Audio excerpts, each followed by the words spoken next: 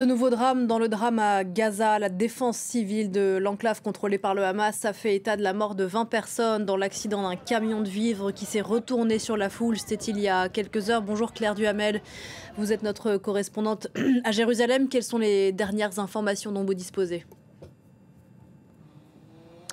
Bonjour Pauline. Alors on n'a pas d'images et pas beaucoup plus de détails quant à ce drame qui s'est déroulé dans la nuit de mardi à mercredi. Ce que l'on sait, c'est que l'accident s'est déroulé à Nuseirat, dans le centre de la bande de Gaza. Le camion s'est renversé alors que des centaines de civils attendaient de l'aide humanitaire. C'est ce que dit la défense civile palestinienne. Le Hamas accuse Israël d'avoir poussé ce camion à emprunter une route qui n'était pas sûre, une route qui avait été bombardée, même si pour l'instant impossible d'établir un lien de causalité directe entre les deux événements. Un témoin a néanmoins parlé au journal Haaretz, estimant que les pneus de ce camion avaient pris feu et c'est ce qui a provoqué l'embardée. Ce même témoin dit que ce camion était destiné à des marchands locaux et non à l'aide humanitaire internationale. Depuis hier, ces marchands locaux sont de nouveau autorisés à vendre les marchandises dans la bande de Gaza et c'est un répit extrêmement attendu pour les Palestiniens. Cela devrait faire baisser les prix au marché noir dans un contexte où la malnutrition et la famine touchent quasiment toute la population de Gaza.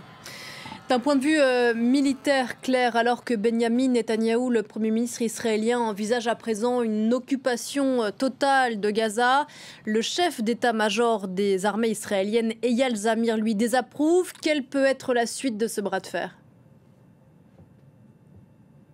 Oui, selon la presse israélienne, Eyal Zamir aurait déjà exprimé des réserves, si ce n'est une opposition au nouveau plan de Benyamin Netanyahou. Le Premier ministre doit normalement réunir son cabinet de sécurité jeudi, demain, et établir la suite de l'opération militaire israélienne dans la bande de Gaza. Le ministre de la Défense israélien, Israël Katz, a lui dit que le chef d'état-major devrait suivre les indications de l'échelon politique, même s'il est libre d'exprimer son opinion, dit-il. Ces dissensions entre l'armée et le gouvernement, ça fait suite aussi à la publication il y a quelques jours des réserves de 550 anciens chefs israéliens haut placés dans l'appareil sécuritaire, des anciens chefs du Shin Bet et du Mossad notamment, qui s'opposent désormais de façon officielle à la guerre, qui disent qu'un cessez-le-feu aurait pu être atteint il y a un an, qui demandent au gouvernement d'arrêter sa campagne militaire sur la bande de Gaza et qui est écoutée par une large partie de la population israélienne qui chaque samedi manifeste pour demander un cessez-le-feu, la seule façon selon eux d'arrêter la guerre à Gaza et surtout pour eux de faire libérer les otages israéliens toujours détenus à Gaza.